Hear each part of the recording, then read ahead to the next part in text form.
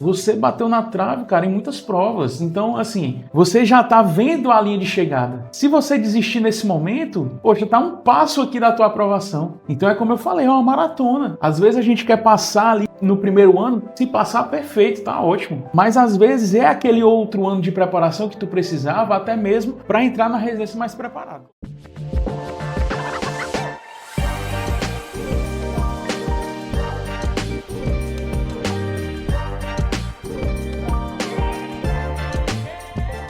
Fala turma, sejam todos bem-vindos, pessoal. Estamos aqui especialmente para gravar um vídeo com a nossa querida aluna Laura. Pessoal, Laurinha foi aprovada em primeiro lugar na residência de Araraquara e hoje vamos bater um papo. Laurinha, seja muito bem-vinda. Obrigada, Ferreirinha. Inaugurando aqui esse nosso espaço, né? Ficou muito legal, ficou bem bonito.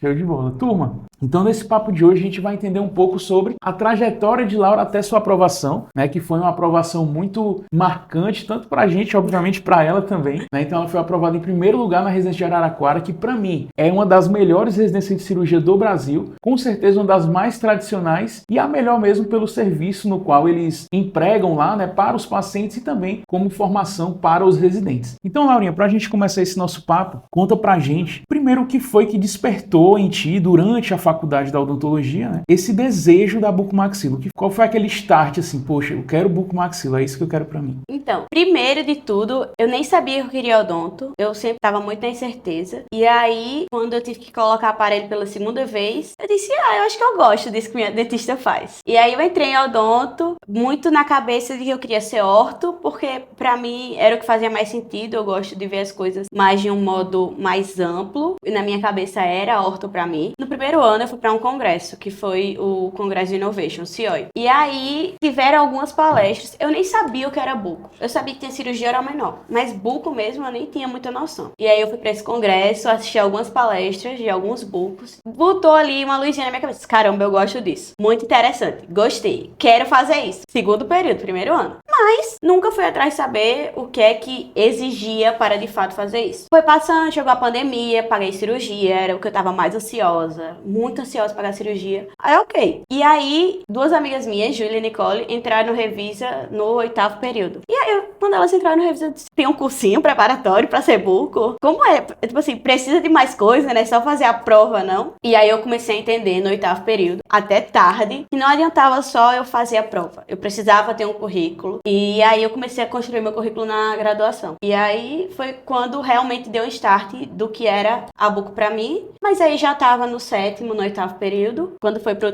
último ano que eu entrei de fato no Revisa. Que aí eu já tinha noção do que realmente eu precisava pra passar na residência, que não adiantava só seguir minha vida como eu tava, que só estudava de véspera de prova, virava à noite véspera de prova estudando, que aquilo ali não ia adiantar pra mim. Muito bom, esse é um ponto, pessoal, muito importante que Laura comentou, porque eu sempre gosto de falar isso pros alunos, né, que a preparação para residência é como se você estivesse se preparando para uma maratona. E eu não sei se vocês sabem, né, mas Laurinha, ela vai ser triatleta em breve, né? Então, se Deus quiser. Ela sabe muito bem o que é isso. Então, a preparação para a residência é se preparar para uma maratona. Não é como se tu vai fazer uma prova para a faculdade e tu estuda ali 2, 3 dias antes e tá tudo bem e passou ok. Não é assim que funciona. Existe um caminho longo a ser trilhado de estudo teórico, de resolução de questões, de revisões, de currículo. Então, é todo um processo que tu tem que seguir e se dedicar, ter disciplina, para que lá na frente tu colhe os resultados como Laurinha colheu. Mas, Laura, me conta uma coisa. Tu falou desse início, né, desse desejo que despertou para bucomaxilo. E, obviamente, eu sei como foi a tua trajetória, mas eu quero que você conte pro pessoal. Primeiro é se despertar, né, para fazer o curso, para entrar no Revisa. E como foi o teu primeiro ano de preparação, depois o segundo ano que bateu na trave em algumas provas. E aí, no terceiro ano de preparação, de estudo mesmo, foi o segundo ano, né, que você vai falar isso. Mas nesse último ano agora, né, que foi agora o 24/25, veio a tão sonhada aprovação. Mas conta pro pessoal como foi esse passo a passo, porque tem muita gente que acha que porque não passou na primeira tentativa já desiste, né? Então conta um pouquinho pra gente isso. Bom, como eu disse, eu entrei no Revisa do meu último ano de graduação graduação. E aí acabou que esse meu último ano acumulou várias coisas. No início eu até tentei ali estudar, mas eu ia pra aula e queria estudar depois. Então eu tava meio perdida na aula, mas entendia alguma coisa, mas ia sem estudar. Quando foi chegando, meu avô que tava com uma doença e começou a piorar, e eu fui começando a deixar de lado, eu só ia pras aulas, nunca deixei pra ir pra aula, pro presencial. Ia todo o módulo, eu tava lá, mas eu não estudava em casa. Eu realmente só fui empurrando com a barriga, indo pro curso, não fazia simulado, não participava dos desafios, fazia só o simulado que tinha na aula e só assistia. E aí juntou com o TCC também, enfim. Fiz algumas provas, em Recife eu até cheguei perto, porque foi uma prova bem louca, mas assim, eu nem contei com isso. Mas aí, meu pensamento, mesmo eu não sabendo que eu não tinha estudado, meu pensamento foi, caramba, se foi um pouquinho perto em Recife, sem eu estudar, é porque alguma coisa eu sei. Tipo assim, alguma coisa eu aprendi aqui. E aí, de fato, quando eu fui pro meu segundo ano, eu me formei, e aí eu fui pro meu segundo ano de preparação, que foi, de fato, o meu primeiro ano de preparação. Eu fiz o reviso online, fiz o presencial, então eu assistia todas as aulas online, fazia meus resumos pelas aulas na época, e ia pra aula presencial já sabendo de tudo. Ali só pra complementar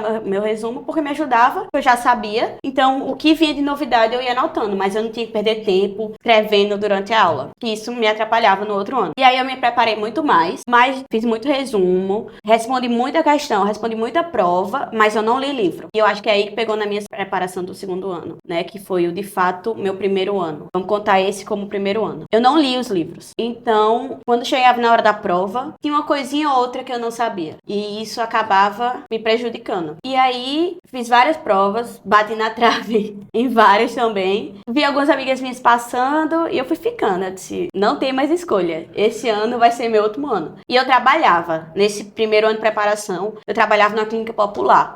Então isso também me prejudicava porque era uma clínica que não tinha um fluxo muito grande e era impressionante. Quando eu não levava o meu livro ou o meu computador, não tinha paciente. Se fosse no dia que eu levava, ou então se eu tivesse aqui, ficava sem fazer nada e não tinha paciente. Quando eu pegava o computador que eu abria, ou então pegava uma prova pra fazer, chegava paciente. E aí, no segundo ano de preparação, que foi agora esse último ciclo, eu deixei de lado a clínica popular. Aí eu abri meu consultório com meus sócios e me dediquei só à parte de cirurgia do consultório. Então isso me auxiliou. Eu tive a ajuda dos meus pais, então eu pude, de fato, largar. Então eu só ia pro consultório pra fazer a parte de cirurgia. Ou então alguma amiga, fazer alguma besteira numa amiga. E me dediquei 100%. Saí de casa na hora do estudo, porque eu entendia que em casa eu não conseguia diferenciar. Então, se eu tava deitada na hora que tinha que estar estudando. Aí tava estudando na hora que eu devia estar dormindo. Então, isso me deixava muito doido. Nesse segundo ano, eu fui pra uma cabine que eu tinha meu horário de estudos, tinha meu horário de almoço, tinha meu horário de estudo e tinha meus horários de treino. Então eu fiz uma rotina muito sólida nesse segundo ano de preparação. O que realmente mudava era se tinha ali um paciente ou outro, mas que como era marcado, não era nada de urgência, eu já colocava dentro do meu cronograma. E aí veio a tão chamada aprovação, né? Calma, vamos voltar aqui um pouquinho. Tem muita coisa. Que desse segundo ano, né, de estudo, né, o primeiro de preparação, para de fato 2024, existiu muita coisa importante aí. Muita coisa. Então, o primeiro que Laurinha comentou foi que realmente ela viu as amigas dela passando na residência, a gente acompanhou isso, né? E por ela não ter passado, ela não comentou, mas no primeiro momento, quando ela voltou, eu acho que de Cuiabá, ela foi fazer a prova em Cuiabá, ela voltou, bateu na trave, ela chegou pra mim, Ferreirinha, eu tô muito triste. Foi, eu fiquei arrasada. Ferreirinha, eu tô muito triste, eu preciso conversar contigo, eu não sei o que é que eu faço. Ela foi lá no nosso escritório antigo, né, lá em Petrópolis, e a gente conversou. Laurinha, ó, veja só, você bateu na trave, cara, em muitas provas, então, assim, você já tá vendo a linha de chegada. Se você desistir nesse momento, poxa, tá um passo aqui da tua aprovação. Então é como eu falei, é uma maratona. Às vezes a gente quer passar ali no primeiro ano, se passar, perfeito, tá ótimo. Mas às vezes é aquele outro ano de preparação que tu precisava, até mesmo para entrar na residência mais preparado. Com toda certeza. E aí eu te faço uma pergunta, Laurinha, sobre isso. Se tu tivesse entrado na residência com a cabeça que tu tinha no final de 2023, tu acha que tu vai ser a mesma R1 que tu será agora em 2025? Com toda certeza não. A gente até brinca dizendo que você acha que você sabe de tudo e quando você entra na residência você vê que você não sabe de nada. E eu penso que se eu vou entrar na residência agora sem saber de nada, imagina... ano passado eu tava mais lascada ainda. E querendo ou não, exige um aporte teórico. Exato. Você precisa saber da teoria, porque senão você não vai saber aplicar na prática. Então se eu tivesse entrado lá em 2023, fora a questão de entender também quando é seu momento, fora essa questão de conteúdo, também tem outras coisas da minha vida que precisavam ser ajustadas para que eu conseguisse ir para a residência esse ano. Perfeito. E aí, Laurinha tocou num ponto, né, que eu gosto sempre de comentar com os alunos. Às vezes, a gente percebe que os alunos gostam muito do comodismo, né, de querer estudar só por questão, de resumos de terceiros, né, e isso, turma, eu bato muito forte, porque realmente é algo que eu vejo que não é produtivo para ti no longo prazo. Tudo bem, tu vai ter ali certa comodidade nisso, mas às vezes é um estudo teórico mais sólido que tu tem durante essa preparação que vai te fazer ser um R1 que vai apanhar menos no sentido de conhecimento, né? Não em outros sentidos, mas de fato de conhecimento. Tu vai chegar já tendo ali uma certa base, então tu não vai sofrer muito ali durante as cirurgias, tu vai saber o que é que está sendo feito, como está sendo feito. Durante um procedimento, um R+,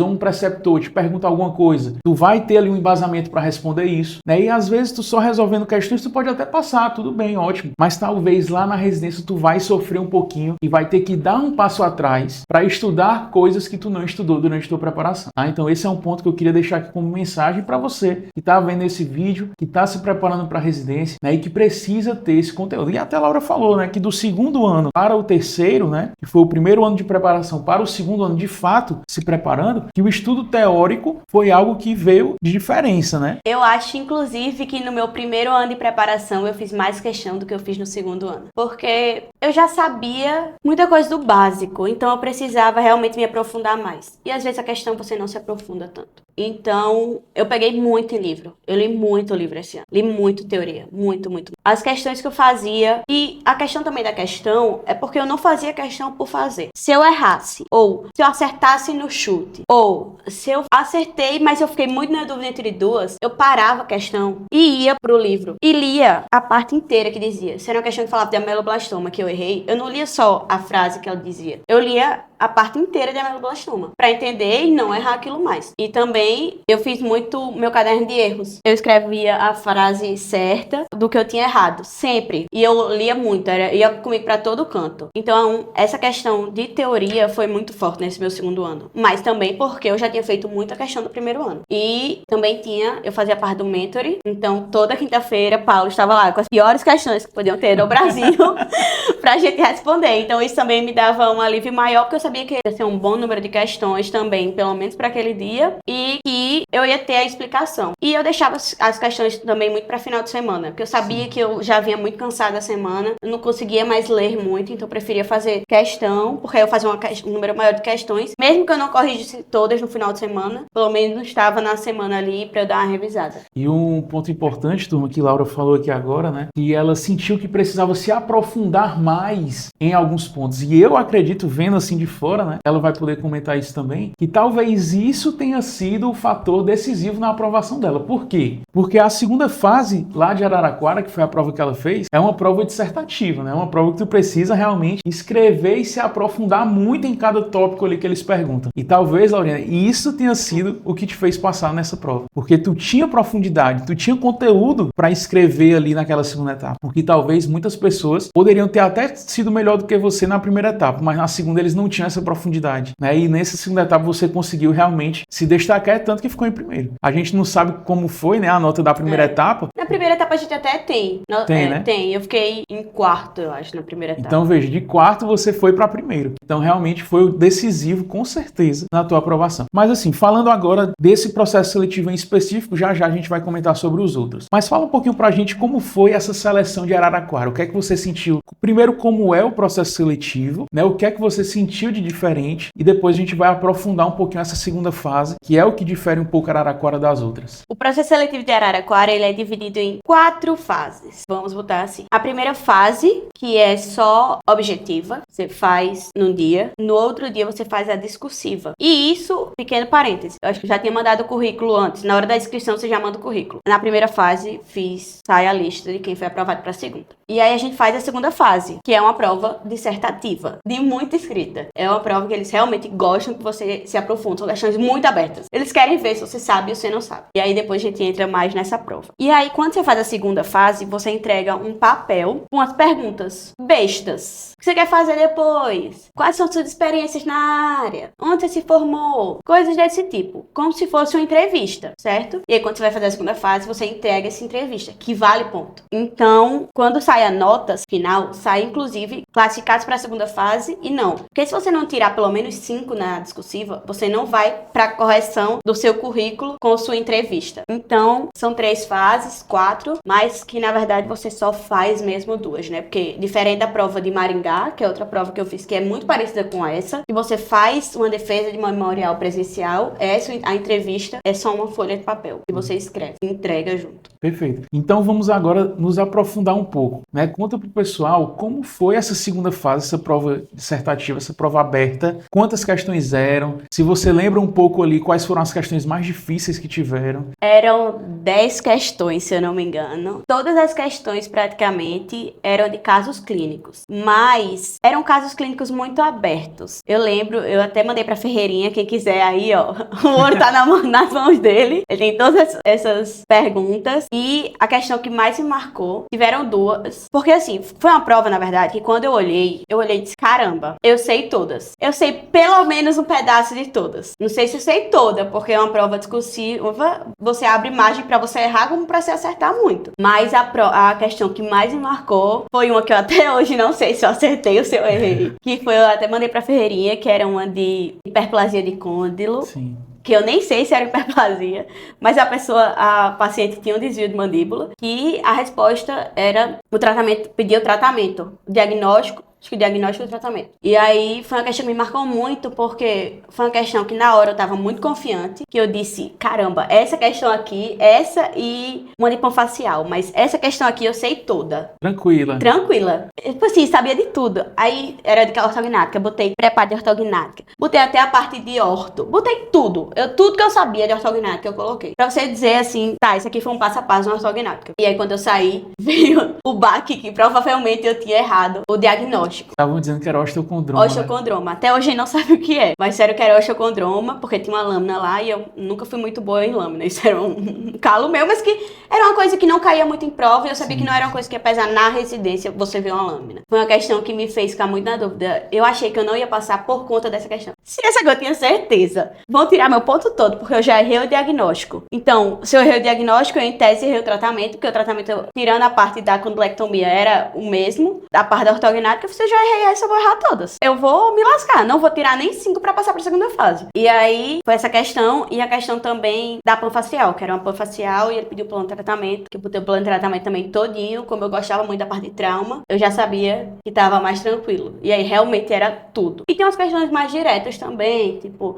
indicações de prótese ATM, tratamento de um cisto nasolabial, umas coisas assim. Mas, em tese, a maioria das questões eram questões para se responder muito, para se escrever muito. Bacana, e essa é uma característica, né, turma, que a gente já conhece historicamente lá da residência da Unesp de Araraquara, que nessa segunda fase, inclusive o espaço para escrever é bem grande, né, porque realmente a gente observa que os professores gostam que você coloque no papel tudo o que você sabe sobre aquele assunto. E talvez o que, viu, Laurinha, eu acho, né, pensando aqui como se eu fosse um avaliador, né, se eu estivesse olhando tua questão, mesmo que tu tenha errado, era osteocondroma e não hiperplasia, mas só pelo que tu colocou ali tão detalhado, o preceptor ali, ele já vê com outros olhos, né? Poxa, essa menina sabe o que é que tá falando aqui. Eu pensei muito nisso. Certo, se eu tiver errado o diagnóstico, eu espero pelo menos que eles considerem, olhem o plano de tratamento, porque tá aqui, tipo...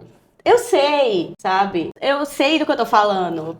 Pensava muito nisso. Me dê pelo menos meio ponto dessa questão. Eu pensava muito, muito, muito. E outra coisa, Laurinha, agora saindo um pouquinho de Araraquara, já a gente vai voltar para lá, para que você fale um pouquinho da tua percepção de como é o serviço. Mas quais foram as outras provas que nesse último ano você também fez? Eu fiz várias provas. Eu tenho esse privilégio de ter meus pais ao meu lado que podem me ajudar, né? Então eu fiz a prova de Maringá, que é uma prova muito parecida com a prova de Araraquara, principalmente esse ano. Fiz as 2 provas do Pará, fiz a prova de Recife, Enare e JF. Ia fazer ajuste Cuiabá, mas eu acabei passando, não fiz. Enfim, o que eu lembro assim de importante foi essa. Show de bola. E em uma das do Pará, que foi na UFPA, você vai ser chamada lá, né? Vou ser chamada. Mas já passou em Araraquara. Não, então... já vai ficar pro meu amigo Rafael, essa daí. Show de bola, muito bom. Laurinha, então vamos voltar agora lá pro serviço. Você foi agora recente fazer sua matrícula. já deu para ter uma percepção de como funciona. Então conta aí pra gente, conta aí para os nossos alunos que estão nos assistindo, o que é que você percebeu lá do serviço, o que é que o R1 lá em Araraquara vai fazer agora em 2025. Quando eu fui pra lá, a gente conversou muito com os R1s atuais, né, com os meus R2. O serviço é muito tradicional. O serviço de Araraquara é um serviço que é muito antigo e é promotivo, então tem coisas que não vão mudar lá. E, assim, o R1 lá, como na maioria dos cantos, ele é um secretário, digamos assim. Então, toda a parte de instrumentar cirurgia, burocracia, tudo é da R1. Você tem que ir pra cabeça em Araraquara de que no seu R1 você não vai operar. Vai operar muito pouco. Os meninos estavam dizendo, eu consigo contar na mão quantas cirurgias eu fiz no R1, na cirurgia, na parte ambulatorial. E é um serviço que ele funciona em sistema de plantão. Lá você não fica de plantão no hospital. Os plantões de lá são sobre aviso. Eles dividem a equipe em duas. Então é uma equipe de plantão e uma equipe de não plantão. Isso vai rodando toda semana. E para quem não sabe, lá são 2 residentes por ano, né? 2 residentes por ano. Então cada equipe é formada por 3 residentes, um R1, um R2 e um R3. Só que aí tem um detalhe. Nas chamadas mesmo de plantão, o R2, ele fica responsável por outra cidade, que o nome é Matão, que é bem pertinho de lá. E o R1 vai com o R3 para as chamadas. Então, diferente de alguns serviços, quem cuida do R1 é o R2. Lá em Araraquara, quem vai cuidar de você quando você tiver de plantão é seu R3, não seu R2. Legal. E aí, essa equipe que tá de plantão, ela é responsável por todos os chamados dos 2 hospitais de lá, principalmente. E também eles são responsáveis por todas as cirurgias. Então, se tem uma cirurgia ortognática marcada para essa semana, quem vai fazer é a equipe que tá de plantão. Se tem uma cirurgia de urgência, quem vai fazer é a equipe de plantão. Quando eu estava lá, aconteceu de que entrou uma urgência, já tinha uma ortognática marcada. E aí as 2 equipes foram operar, mas é bem mais raro isso acontecer. E aí, a equipe que não tá de plantão fica no ambulatório. Das 8 às 12, das 14 às 18. Não sai de lá. Não tem horário de almoço, né? Porque quando sai tem que resolver várias coisas na Secretaria de Saúde. Mas é basicamente isso. Então você tá uma semana de plantão e uma semana de folga. Você não vai pra cirurgia, né? Mas que isso não significa que é tranquilo. Pelo contrário, às vezes é mais cansativo até. Bacana. Tu tinha falado pra mim, Laurinha, aqui no off, né? Sobre a quantidade de cirurgias ortognáticas que a R3 tá saindo de lá operando, né? Conta isso um pouquinho pra gente, esse volume de cirurgias que tem lá. Lá tem muito volume de ortognática e de trauma fresco. Então não é aquelas sequelas de trauma que já passaram há muito tempo que vão operar, não. O trauma chega e depois se opera. E tem uma demanda de ortognática também muito grande o serviço. Uma semana antes de eu ir fazer minha matrícula, tiveram ortognática os 5 dias da semana. Isso já é 5 ortognáticas numa semana é muito para qualquer serviço. E conversando lá com a R1, ela disse que tinha feito em média já, né? Agora, ela tá pra sair agora, a R3 no caso. Ela fez em média 30 e poucas ortognáticas. Só ela. Fora o R igual dela. Fora o R igual dela. Então, assim, é um volume de ortognática muito grande. Que é uma coisa, assim, até de outro mundo. Aqui a gente não tá acostumada com isso, pelo menos aqui em Natal. Show de bola, muito bom. Então a gente vê, né, turma, que é um serviço realmente de excelência. Laurinha, fica o convite, tá? Quando você tiver suas férias do R1, pra você voltar aqui pra gente bater outro papo. Contar tudo como tá. Exatamente. Você contar realmente a fundo como é que funciona o serviço, porque tem muita gente, principalmente nessa turma de 2025, que quer fazer a prova da Unesp. Se Deus quiser, os seus R1s Amém. serão do time Revisa gente. também. Tem que ser. E Laurinha, pra gente finalizar, antes de te fazer a pergunta final, eu quero te entregar um presente. Então, dá só um tempinho que eu vou pegar aqui. Esperei tanto. Ai, que legal. Laurinha, isso aqui é um presente do time Revisa pra você. Que lindo. Então são 3 coisinhas. Primeiro, uma touquinha. Amei, eu do amo. Revisa para gente, você utilizar lá na residência. Segundo, uma medalhinha de aluno destaque da turma de 2024. Não sei se vai pegar aqui na tela. Mostra aí, Laurinha, nessa câmera. E um quadrinho para você colocar lá no seu consultório. Primeiro eu vou colocar no meu apartamento. Já vai no meu carro para Araraquara. Show de bola, pessoal. Então, Laurinha, Colocar lá. esses presentes, de fato, é um presente aí do time Revisa, por toda a sua dedicação, não só agora em 2024, mas por toda a sua história de preparação. Obrigada. Foi um ano de 2023, aquele final foi um pouco turbulento, mas a gente sabia que era um momento que você ia conseguir atingir sua aprovação sem dúvida alguma, e tá aí. Realmente deu certo, era só questão de tempo. Graças a Tá? Deus. Laurinha, pra gente finalizar, uma pergunta final, e aí é mais um recado que eu quero que você deixe para as pessoas que, assim como você, estavam se preparando para para a residência e hoje estão nessa batalha. A gente sabe que durante o ano existem fases, então primeiro vai vir aquela fase de motivação, aquela fase inicial de estudo, depois vai chegar uma fase das incertezas, de dúvidas, às vezes até pensar em desistir, muitas pessoas pensam, mas eu queria que você, por já ter passado por todas essas fases, por momentos diferentes da sua aprovação, o que é que você pode deixar de recado final aí para essa turma que está se preparando durante esse ano de 2025? Primeiro, eu queria dizer que não desistam, porque vale a pena. Eu acho que a melhor sensação da sua vida é quando você passa. Eu não conseguia parar de chorar. Minha mãe não conseguia parar de chorar ao meu lado. Então, não desistam, porque vale muito a pena. Já vale, independente de qual serviço você passar, já vale esse ensinamento que uma preparação traz. Outra coisa que eu queria dizer é: achem um hobby, porque uma coisa também que foi diferente desse meu segundo ano foi que, de fato, eu achei um hobby. Então, esse meu hobby estava ali nos meus momentos de descanso. Vocês precisam desopilar. A gente junta muito estresse, a gente junta muita tensão enquanto está estudando. Então, se dediquem a vocês também. E é isso. O que vocês quiserem, podem contar comigo, podem falar comigo no Instagram. Façam muita questão, mas vejam muito a teoria, porque a teoria faz diferença. E continuem no Revisa, que é o melhor laboratório que tem. E façam tudo, porque eu fiz tudo. Laurinha, parabéns, Jovem, pela aprovação. Muito obrigado por ter vindo bater esse papo com a gente. E turma, fica aqui esse nosso bate-papo com Laura. Espero que vocês tenham gostado. E em breve traremos mais alunos aprovados aqui para a gente bater esse papo, a gente conhecer um pouco a aprovação desses outros alunos, como é que foi. E é isso. Curte aqui o nosso canal, segue a gente aqui no YouTube e tamo junto. Até o próximo vídeo.